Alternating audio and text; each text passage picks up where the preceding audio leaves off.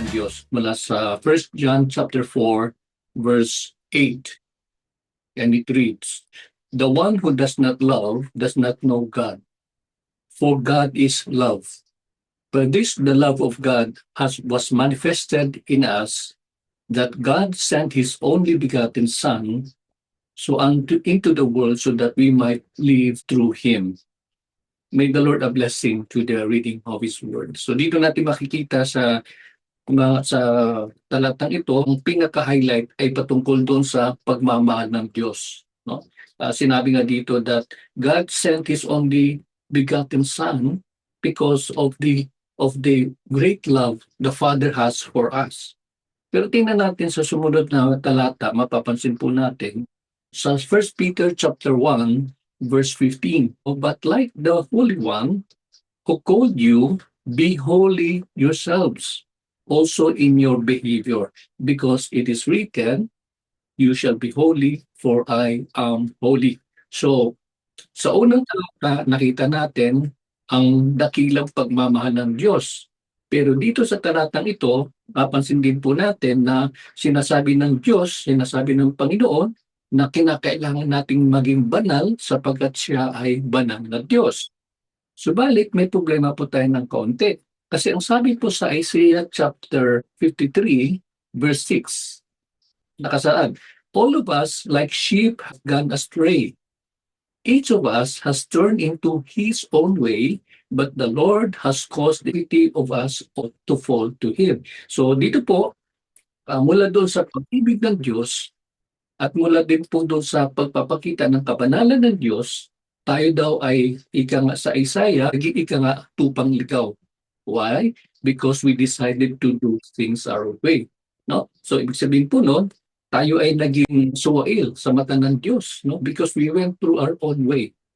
And then, ang sumunod na talata, sabi nga po dito, James chapter 2 verse 10, "For whoever keeps the whole law and yet stumble in one point, he has become guilty of all." Ibig sabihin po noon, nais nating magkaroon ng sariling kaparaanan sa buhay, yung nga po, no? Yung pamantay ng Diyos, sabi nga niya sa kanyang kautusan, kapag ikaw ay naniniwala sa lahat ng kanyang kautusan at ikaw ay kasala doon sa isang kautusan na iyon, ikaw ay naging guilty sa lahat. No? Kaya hindi po yung totoo po yung sinasabi ng iba na okay lang magsinungaling kasi white lie naman eh. No? So, kaunti lang. Hindi naman talaga sagad-sagaran yung pagsisinungaling. Pero sa mata ng Diyos, sabi nga natin kanina, because of His holiness, because of His God being a God who is just. No? So, kahit isang kasalanan ay talagang lubos-lubusan yun, no? Sa kanya, sa mata niya is despicable before the eyes of God. Okay? So sabi nga po sa Romans 6:23, "For the wages of sin is death, but the gift of God is eternal life in Christ Jesus our Lord." Dahil sa kasalanan, sabi ng Bible, ang kabayaran ay kamatayan. Subalit sa Panginoon, sabi nga niya, mayroon po siyang kaloob na libre. No? This is a free gift from God. Sa paanong kaparaanan? Sa pamamagitan ng kanyang bugtong na anak na kanyang inalay. Siya yung naging kabayaran ng lahat ng ating kasalanan. In spite of our stubbornness, nanatili pa rin yung pag-ibig ng Diyos sa atin. Kaya yun yung ating mapanghawakan. Ulitin po natin, katulad ng sabi kanina, ang Diyos ay Diyos ng pag-ibig, ngunit ang Diyos din ay Diyos ng kabanalan. And that is why, sabi nga po, kailangan nating maging banal sapagkat ang Diyos ay banal. At later, mapag-usapan natin in the later session po natin, ano ba yung paraan? Pero alam na po, malinaw na po sa atin that God sent His only Son to die for our sins, that we might be forgiven and be reconciled back to God. Tayo manalangin.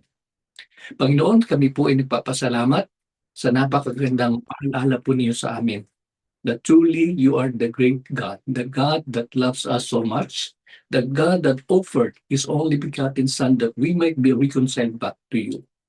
Lord, help us to understand this biblical truth and be able to apply it in our lives. Lord, kami pong pagpapatuloy sa araw na ito sa aming mga talakayin, bilang paghanda ng bawat isa para sa darating po na June examinations. I pray, Father, you give each and everyone wisdom, knowledge, and skills, even, Father, that they may be able to hurdle the forthcoming massage licensure examinations. We thank you so much, Lord. We thank you for the answered prayers. In Jesus' name we pray. Amen and amen. So magandang umaga po sa inyong lahat. At muli, nandito po tayo proceed sa susunod na module po ng ating pag-aaralan, and it's going to be the anatomy and physiology. Kaya lang po, since may kasamaan po tayo na huli na pong pumasok, no, kailangan, I felt na kailangan i-review natin ng kaunti, no, yung ano ba yung mga pamantayan natin patungkol doon sa practice of massage, no. So ngayon titingnan lang po natin, bigyan lang po natin ng kaunting review yung kabanatang ito na ating inaaral. Right now, kahapon we finished already talking about the AO 2010-0034.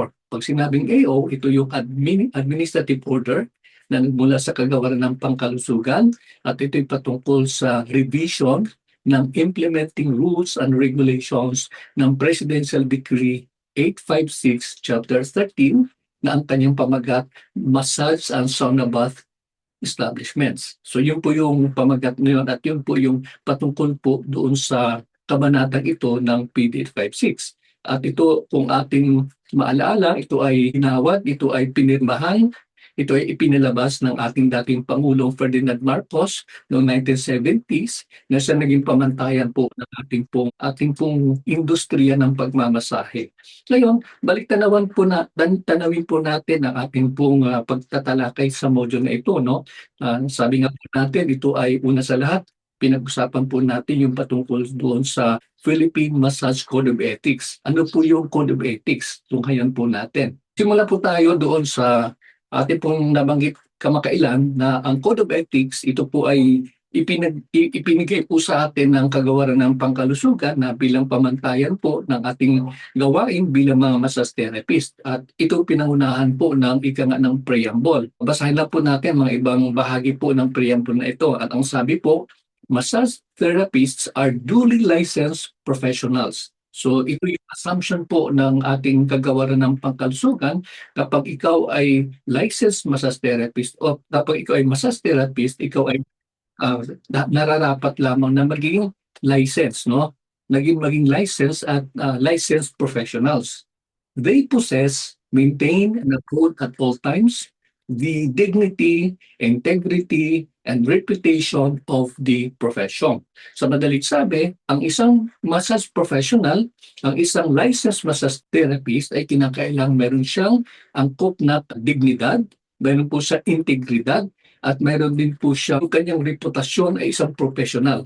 No, ibig sabihin po nun, alam niya yung kanyang ginagawa, maingat po siya sa kanyang mga kilos, at ang kanya pong layunin ay magbigay ng excellent service, no?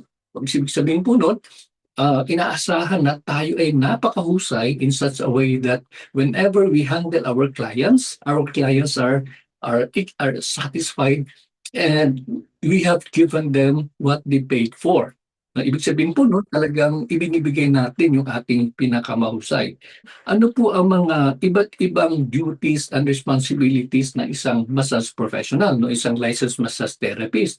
So meron po tayong 5 iba't ibang mga duties na hindi ko na tatalakayin lahat isa-isa, pero isa-summarize na lang po natin. Ano po? Yung 4 ay, by the way, sabi po sa una pong duty, una pong tungkulin po natin, yung tungkulin po natin sa ating mga client. No, ibig sabihin po no, the client's health and well-being are the paramount concern of the massage therapist. Ibig sabihin po no, ang pangunahing layunin po natin, ang pangunahing gawain po natin ay magbigay ng ng ating pong dito, yung paramount concern. Ibig sabihin, yung layunin po natin ay magbigay ng pinakamahusay, no, na serbisyo sa ating pong client. Okay. Yung pangalawa po ay duties towards the profession.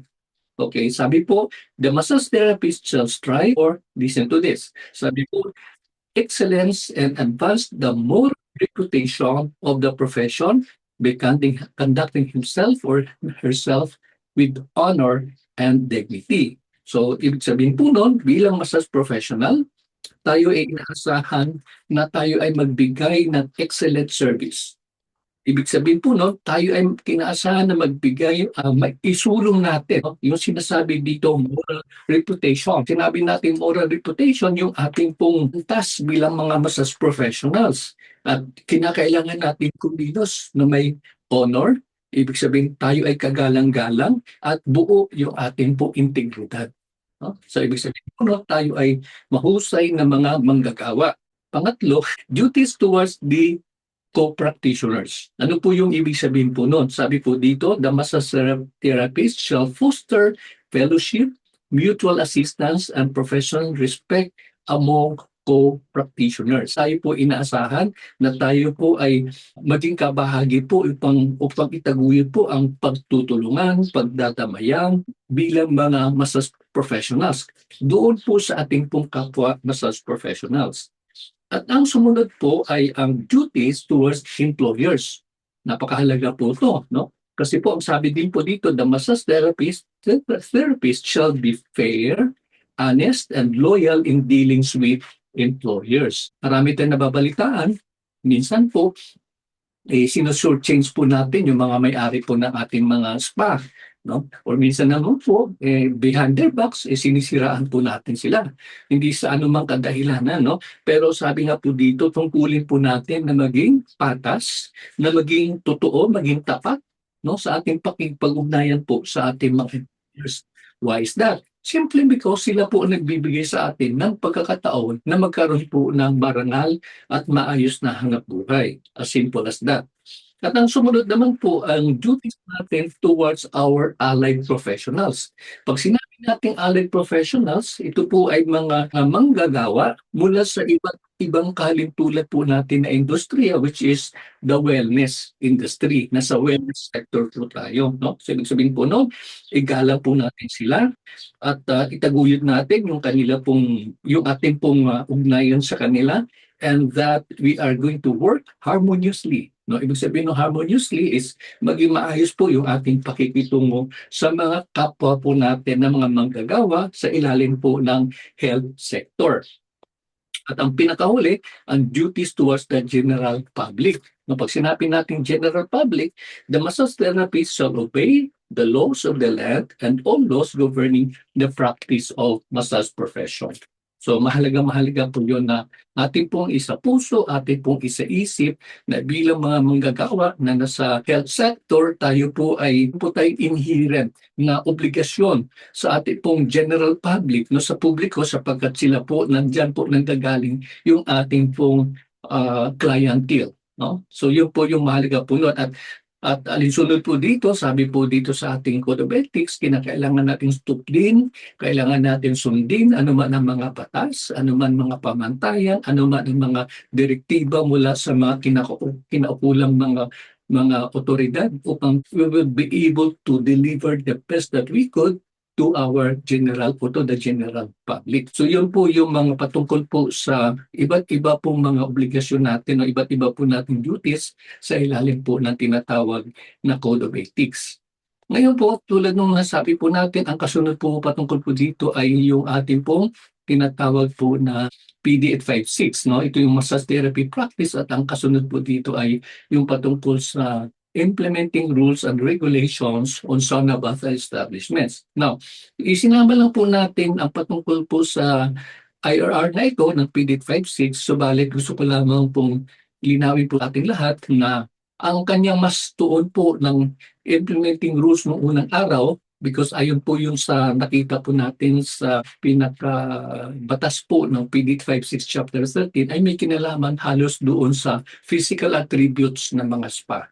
No, ito yung kanyang about the measurement ng room, about yung kanyang wall, anong ayos ng mga dingding, ng mga sahig, ng mga ceiling, ilaw, ventilation, and so on and so forth. No? Although there is also some discussion about the massage therapist, pero hindi mo siya nabigyan ng kaukulang emphasis. Ano po? Kaya nga po ang AO ay naglabas po, ang DOH I should say, naglabas po siya ng AO 2010-0034 at ang AO 2010-0034, ito po ay mas ma-emphasis na po siya patungkol po doon sa mga manggagawa. Okay, tunghayan po natin po yun. Okay.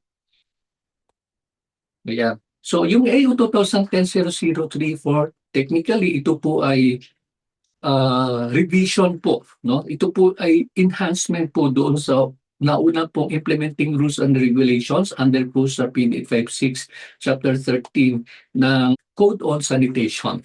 Okay. Okay. So here we are. Ito ngayon ang ating pong AO 2010-0034.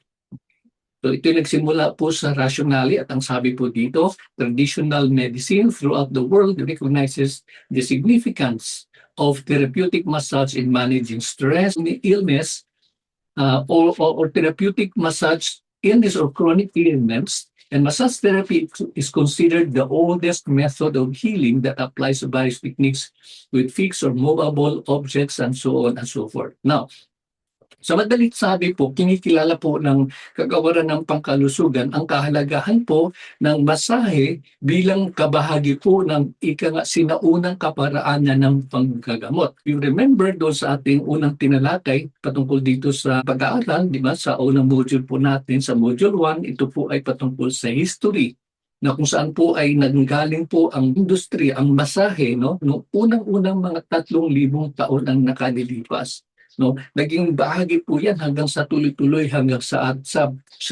kasalukuyang kapanahunan.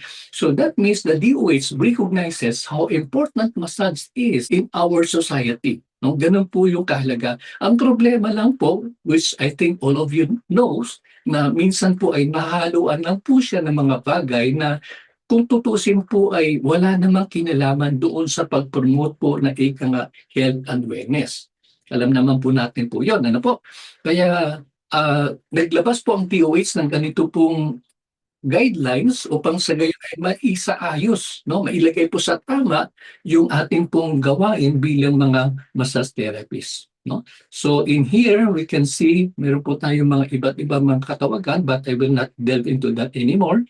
And then, mayroon po tayong tinatawag na yung committee. Ano po yung committee na to? This is the CEMT. Ano po ang gawain po ng CEMT? Let's take a look at that. No? Dito po ang gawain po ng CEMT, marami po siyang mga iba't ibang mga tungkulin, no? Bilang isang komite na itinalaga po ng Kagawaran ng Pangkalusugan na mga masiwag patungkol po sa ating pong industriya ng pagmamasahe. So they were given the task to prepare, to schedule the exams, to prepare all the technicalities needed, ang lahat po ng pangailangan upang magkaroon po ng maayos na pagsasanay at pagbibigay po ng exam at para doon sa mga pumasa sa exam ng DOH, sa written at sa oral and practical examination, ay mabibigyan po ng kaukulang lisensya. Yun na po yung tinatawag po nating Certificate of Registration or the COR. Yun po yung ating pong lisensya. Ngayon po, ito po ay binubuo ng iba't ibang mga kawani po, no? Sa ilalim po ng komite, sa ilalim po ng Health, Facilities, Services, and Regulatory Bureau, no? HFSRB. Kaya lahat ng bagay patungkol sa ngayon, sa ating pong setup, sa ating pong sa committee sa kasalukuyan, lahat po ay nandiyan po sa HFSRB. If you would like to know more about this, pwede nyo i-google ang HFSRB at pwede niyong pagdaruan, tingnan niyo po kung nasaan po yung sa pagmamasahe. Meron pong advisory, meron po tayo nandun po yung mga forms nyo na kung saan po kayo magsasubmit po ng isa sa mga requirements o pangunahing requirements, yung application form, doon niyo po, dito niyo po ida-download sa HFSRB. Ayan. Kaya nga, talakay na rin po natin yung mga iba't ibang kapangyarihan, duties, no, ng ating pong committee, which is the Committee of Examiners for Massage Therapy or the CEMT.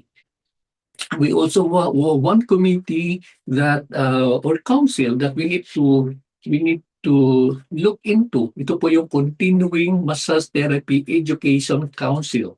Okay? So pag sinabi natin Continuing Massage Therapy Education Council, this is a committee that is in charge in coming up with programs and activities related to the renewal of massage license. Sila po yung nagbibigay po ng recognition kung ano po yung mga pwede pong i-consider na 30 credit units, no? Kasi darating po sa later, no, na napag-usapan na po natin actually na kapag kayo po ay naging LMT, kayo po ay nagkaroon po ng COR, kayo po ay na-recognize na po at kayo po ay ganap na pong kinikilala ng kagawaran ng pangkalusugan bilang lisensyado massage therapist, ang kanya pong pagbibigay po ng ganitong privilege, hindi po ito right, hindi po ito karapatan, kung hindi po ito privilege, bilang licensed massage therapist ay ito po'y valid lamang sa 3 taon.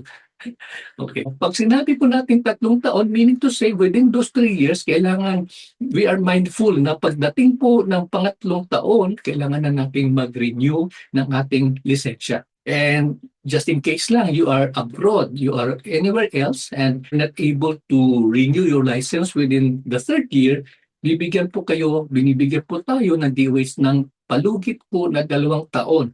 And that would make it 5 years para mag-renew ng lisensya. Otherwise, ika nga ng EO 2010-0034, yung ating lisensya ay magiging invalid. So ayun po.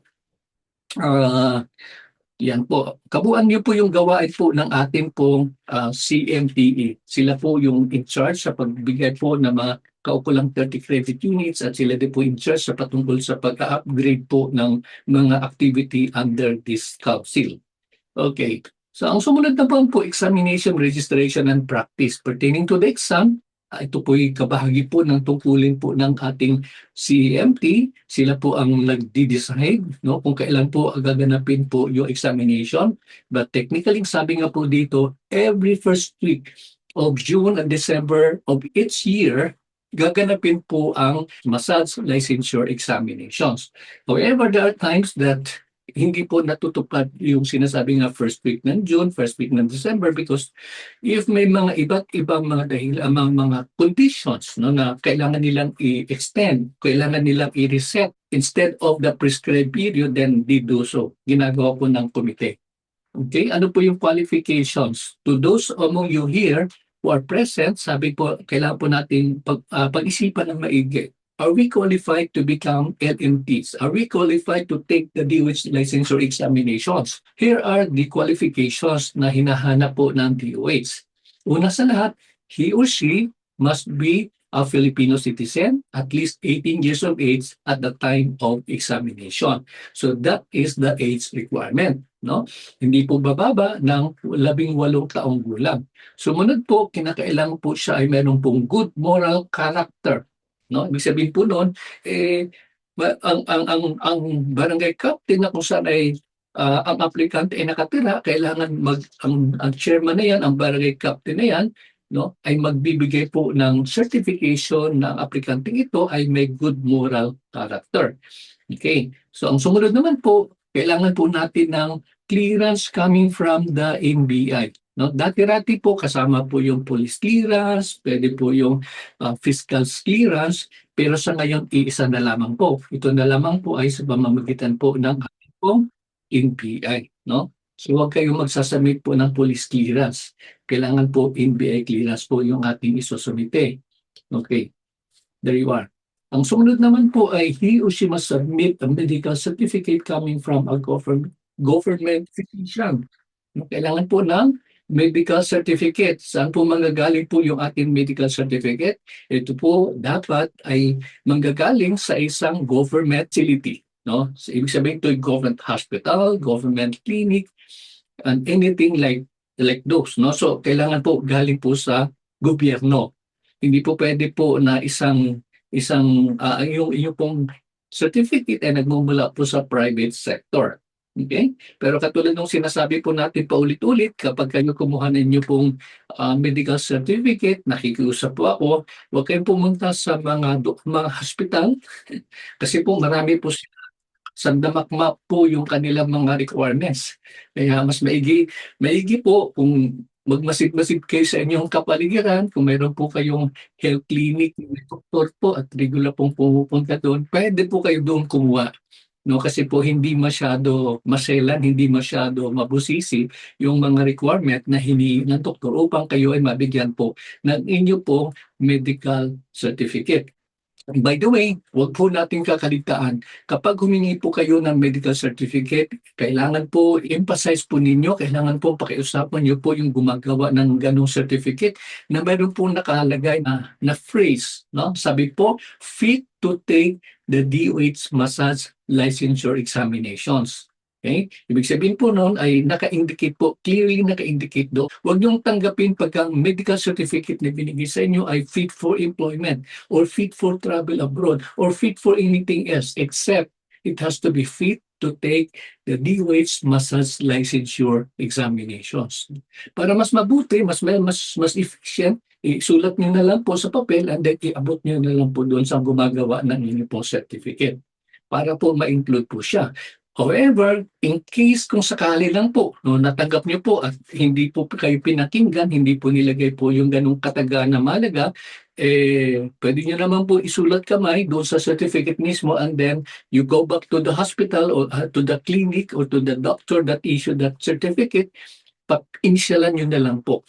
Okay? Or minsan naman kayo ang mag-initial ng mauna and then they will be initialed by the physician himself.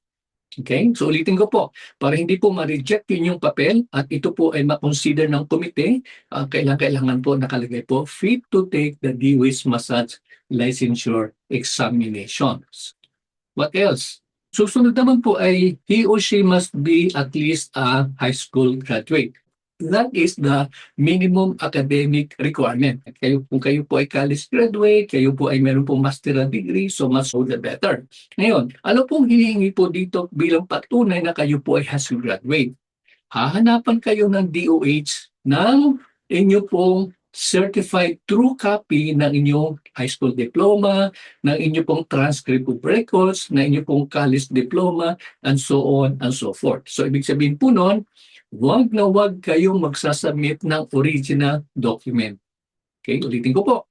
Huwag na huwag kayong magsasubmit ng original document. Kinakailangan ito ay inyong ipa-photocopy and dalhin nyo po doon sa school or ipadala nyo po doon sa school na kayo po nag-aral or you may ask someone else in your place na siya mag-aasikaso nun. Bibigyan nyo po ng authorization para siya po mga siwa nun, siya po mag-asikaso nun at kanya pong sasabihin sa school registrar na pirmahan niya po at nalagyan niya po ng yung certified true copy at magkaroon po ng kaukulang lagda, signature. Question, pwede po ba sir, dalhin namin sa abogado at siya po yung mag-CCTC, siya po yung mag-certified true copy? The answer is no, hindi pwede. Hindi po yung tatanggapin po ng DOH. Kasi sasabihin sa inyo ng DOH, ano naman kinalaman ng abogadong yan sa school na yun kung saan ka nag-aral? Ayun, as simple as that. Sabihin po nung, kailangan po talaga you have to make an effort right now, immediately, as soon as possible. You do something about it kasi karamihan po nadidelay at hindi na-accept yung mga application form kasi kulang, lalo na't patungkol sa diploma, lalo na't patungkol sa transcript of records. Yun po. Okay. And I also heard questions in the past, sabi ko nila, sir, pwede ba yung TOR na lang, no? Which is which? Yung high school diploma o TOR? Sa akin, sa tingin ko, whichever is more convenient on your part, for as long as you have either the diploma or the transcript of record, then you have to do so. No, basta importante po, you have any of those, no? Diploma or transcript of record coming from your institution.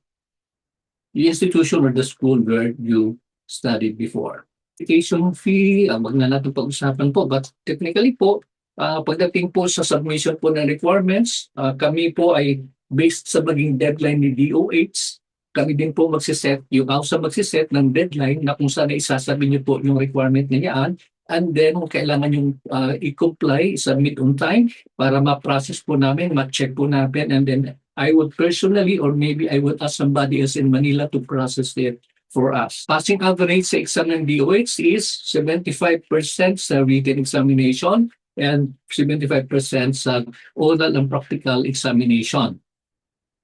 Ayan po. Ayun po. The next one is ano ba ang Ano ba ang, yun na, nabanggit natin kanina patungkol sa renewal na inyo pong Certificate of Registration.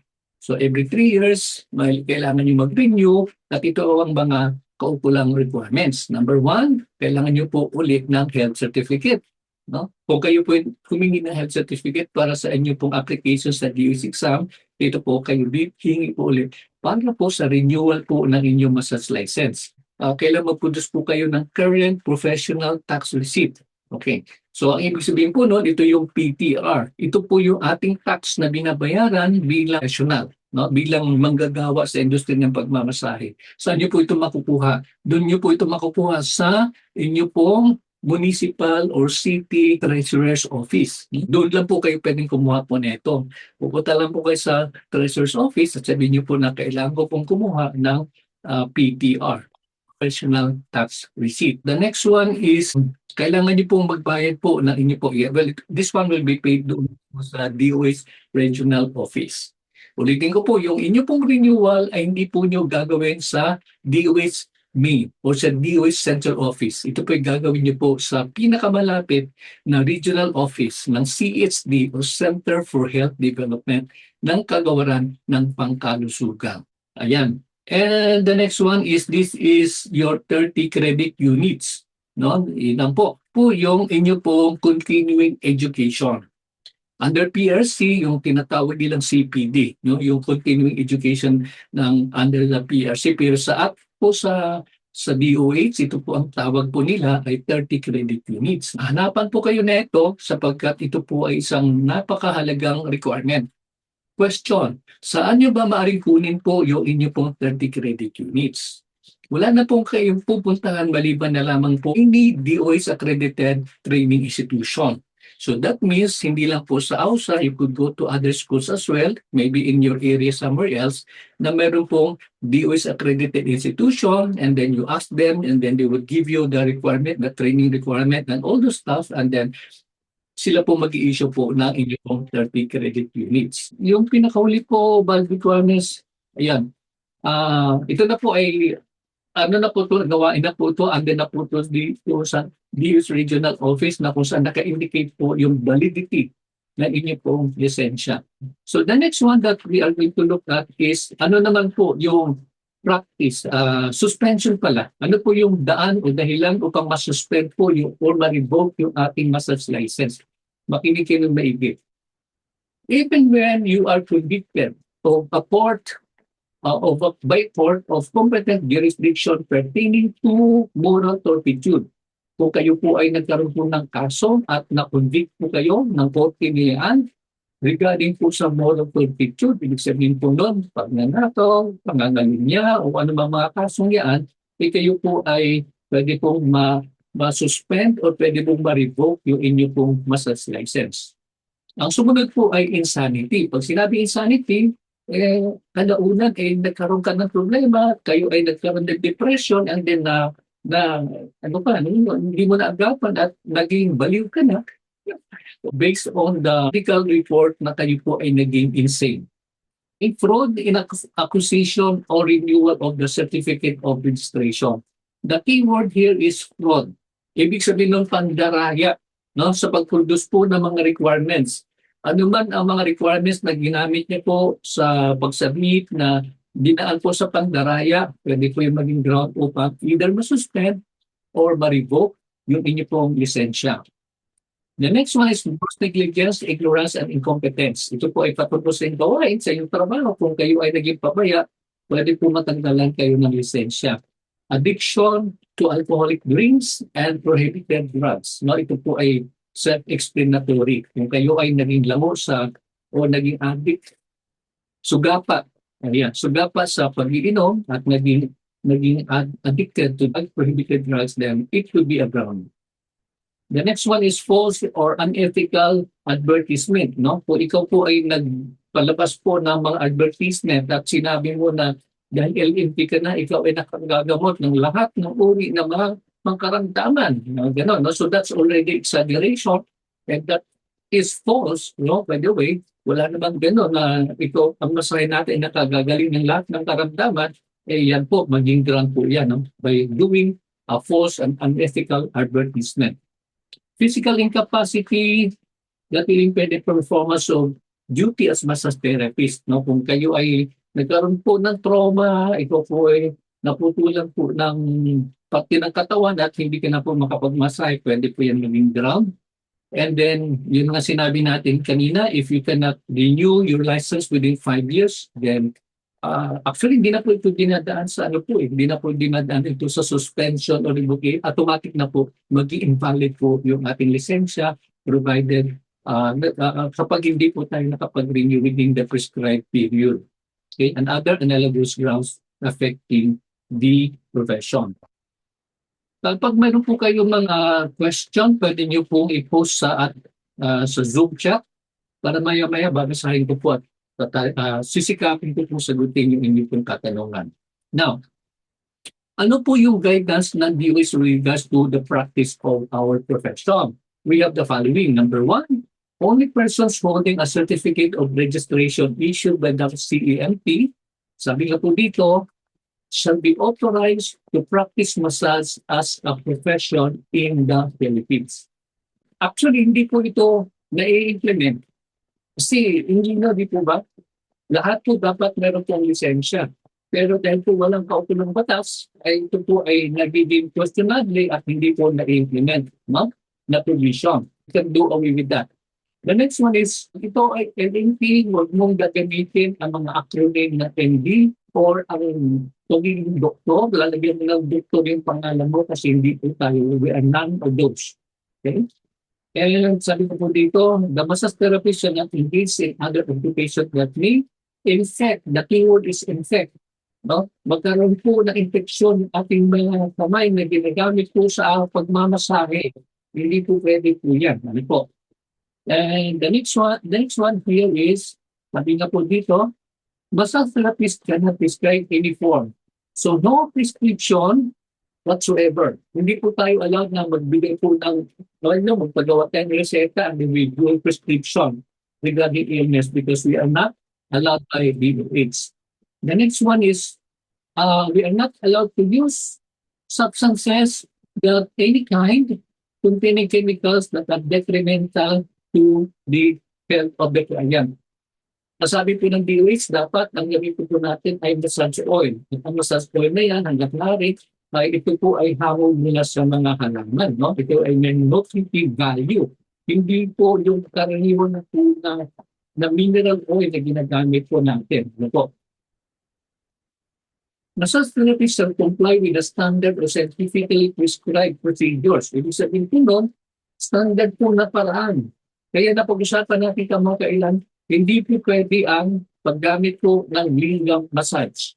Ano po yung lingam massage? Yung lingam massage ay paraan po ng pagmamasahe na kung saan ay ang arit ng ating client, no, siya po yung ating ginagalaw. Instead na po nakatawan yung minamasahe po natin, dito po, no, ang sa lingam massage, dito po nagmamasahe sa gitna.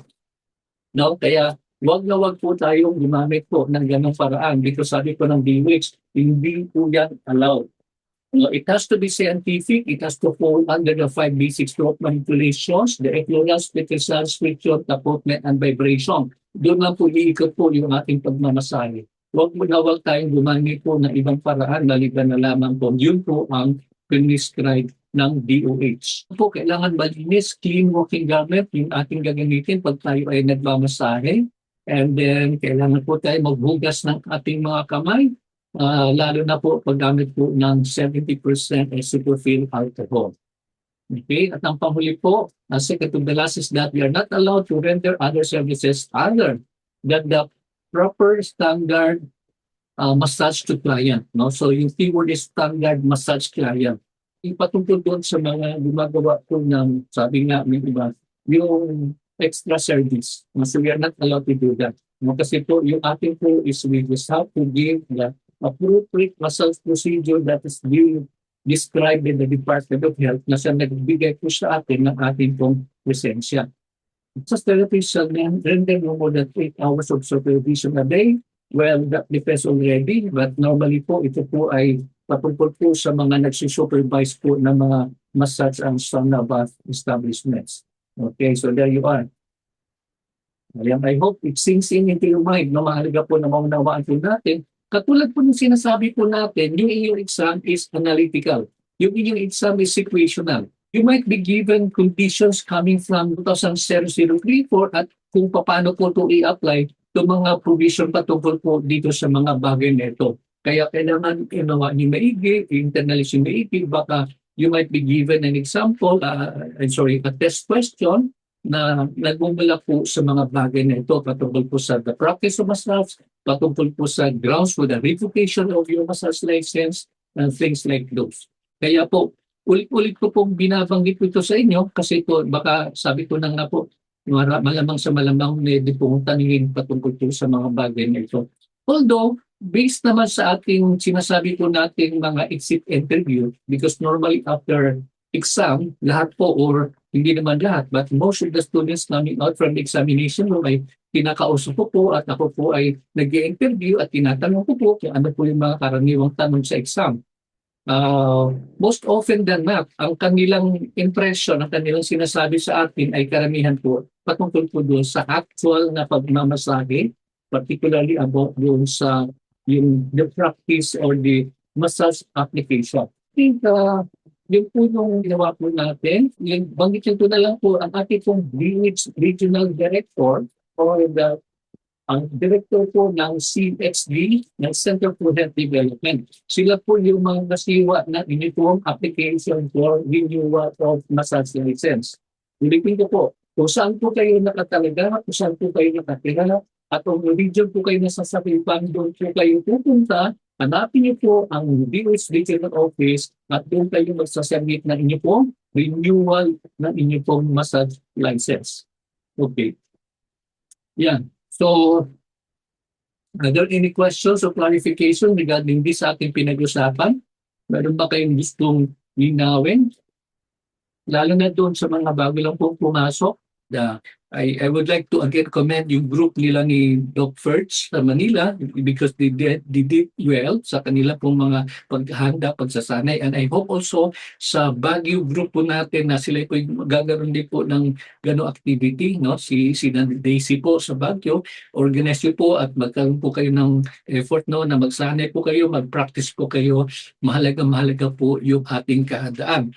And by the way, to those who are new to our group, ang ating pong requirement sa inyo para namin kayo indoor sa DOH is number 1, you have to pass my written examination.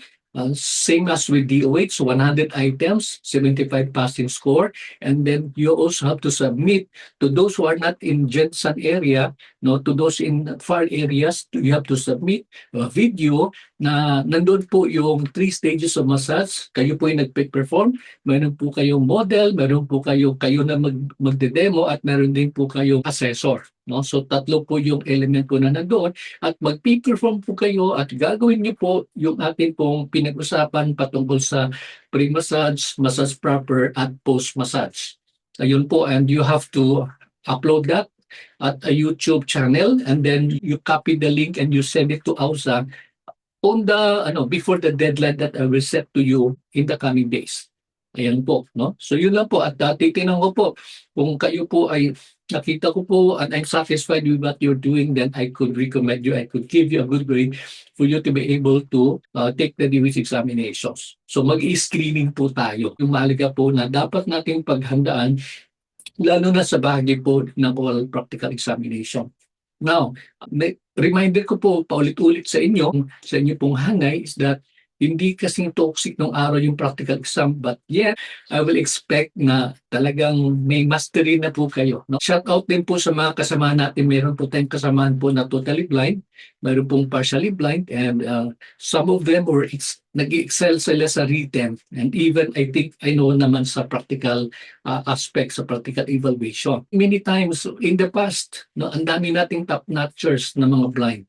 Nagtatap sila sa practical lalo, no? So, yun po, kung nagagawa po nila, magagawa nyo rin po. Ang importante lang po, paulit-ulit natin sinasabi, practice, practice, practice. Study, study, study. No? Do not take our training lightly. Kaya, lalo na sa mga baguhan, sinasabi ko, never miss a day of your training. Kasi isang oras lang po sa isang araw yung inyong pagsasanay. And yet, behind the scenes, nag-aaral din po kayo sa inyong pamamahay. That's why you have to take notes. Even if you don't have the manual, you have to take notes. You have to put everything in your notebook. Or if you miss something, o pwede nyo tingnan, hanapin nyo po sa ating website, nandun po yung ating pong manual, digital copy. You can look at it. You may even download it, no? And then print a portion while waiting for your manual to come. So yun po yung gagawin. Aralin nyo po maigi. And then kailangan nyo po mag-schedule po ng pagsasanay. Hindi po ako magsasawang magbibigay po ng paalaala sa inyo sapagkat wala pong substitute sa kahandaan pagdating sa exam ng DOH. Walang substitute sa pagsasanay. No? Walang substitute sa pagkakaroon po ng disiplina. That is if you want to become an LMT. No? Kung yun po yung layunin mo, yun po yung naisin mo, yun po yung desire mo, then you really have to do your part as I'm doing my part as well.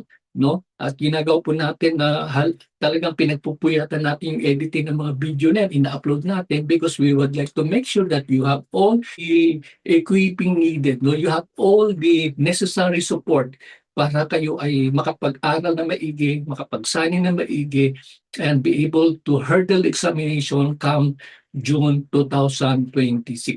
Ayun po. So, do we have any questions so far? Meron ba tayong clarification?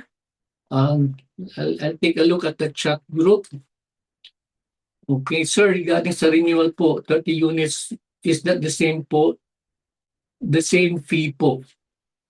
Everyday din po ang class before makapag-renew. Ayan, this a question coming from Lorna. Sa totoo lang, yung 30 credit units, ang prescribed rate ni DOH is 3,200. That is the prescribed rate. SRP na tinatawag.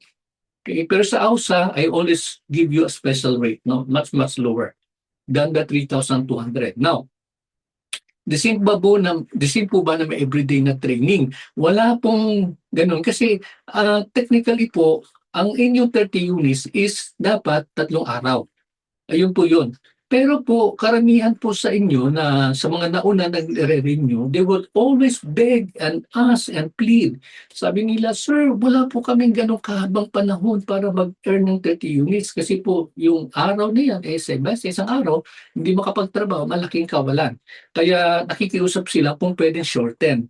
Okay, so I agreed by saying na, okay, so we can do that sa Zoom. And then sa Zoom naman, yung inyong 30 credit units, I will just simplify everything. Since ang ating pong 30 credit units, dalawa po yan. Yung isa po ay PSIL, which is the Japanese Shiatsu na ginawa po nating Filipino counterpart ng Shiatsu, is madali naman siyang i-implement, ituro sa karaniwan naman kayo. Ano ba siya? Karamihan naman po sa inyo ay nagsashiatsu, then madali po nating gawin. Okay? So, I hope that answers your question, Ms. Lorna. Yun po yung fixed rate according to DOH. And then, we can make an arrangement regarding how we do your PCL massage. No? So, yun po yung ating pong gagawin. Tingnan lang po kanina kay Crystalline at saka Christine nung sila pumasok. I think that will be all for today. Maraming salamat po. And like what I said, okay, maybe someone else still coming in to ask question. Wala naman po. Ayan. Okay. So to those of you na meron pong ibang katanungan na isipan po, just feel free to PM me, send me a message, and then paki-describe nyo na lang po later on kung ano po yung mga concern, and I will try my best to answer those. Mayroong isang tanong na pahabol. Here's a question coming from Justin. Tama po. The reason why I gave you this review today sa ating pong topic on the modules dito sa ating practice sumasas because I'll be giving you a long quiz tomorrow. Okay? A long quiz tomorrow. I'll give you a 50-item quiz tomorrow.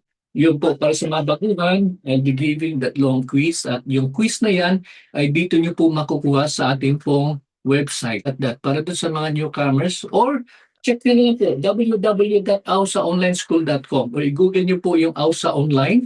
And then, yun po. Andun po makikita nyo po yung quiz. I'm doing it fast now. Here it is. Ayan. Mabilisan lang po. This is where you can see your quizzes. Ano po? By tomorrow, this is not going to be a special quiz, but you could just the same quiz po yung nakalagay. To those who are first timers, no, newcomers in the group, mahalaga po na kayo po ay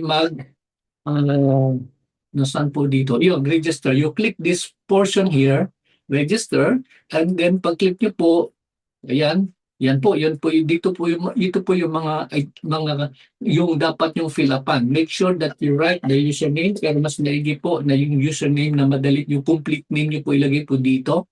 And the email address, when you say email address, the email address must be valid. Okay, let's take a look at that. Ayan. Dito po kayo mag-register. You need to register your name and make sure that active email address po yung gagamitin on this. Okay? And then, yan. Tandaan nyo po yung password kasi nagkakaproblema po pag hindi po naalaala yung saktong password. So this is the website, www.ausaonlineschool.com. That is where you register, and then this is where you take your quiz by tomorrow at exactly 12:20. No, that's the starting time. 12:20 until 1 o'clock po yung inyo pong quiz. Okay. Sige. If you have other questions, you PM me later on to those among you who are not familiar with this thing. Okay, so that will be all for today. Our quiz tomorrow at exactly 12:20 and from 12:20 until 1 o'clock in the afternoon. And please be ready to answer 50 questions. At ang ating pong pag-uusapan po ay, ang questions po ay manggagaling po sa practice of massage, no? Practice of massage na module. Okay? Ayun po. So, ayan, may pahabol. Wala na po. Papasalamat lang po tayo. Ayan, nag-message po si Merlita, tsaka si Miriam, and si Justy. Maraming salamat. Thank you din po. Be ready for your exam tomorrow, and I hope you get a good grade. And by the way po, mga top 5 at top 10 po lagi natin pong pinapublish na po. Pero kung kayo po hindi top 10, don't worry. Keep on studying, keep on reviewing, keep on reading, and never give up. No, alam kong kayang-kaya niyo yan. Yung mga quizzes na yan, no? Parang ano lang, assessment lang po natin, no? Para we would know also how far you have gone regarding po sa ating pagtuturo na kayo po ay manatutunan sa ating pong ginagawa. Okay, so that will be all for today. Thank you so much, and God bless, and your exam, arigatou gozaimasu. Keep on studying. Bye for now.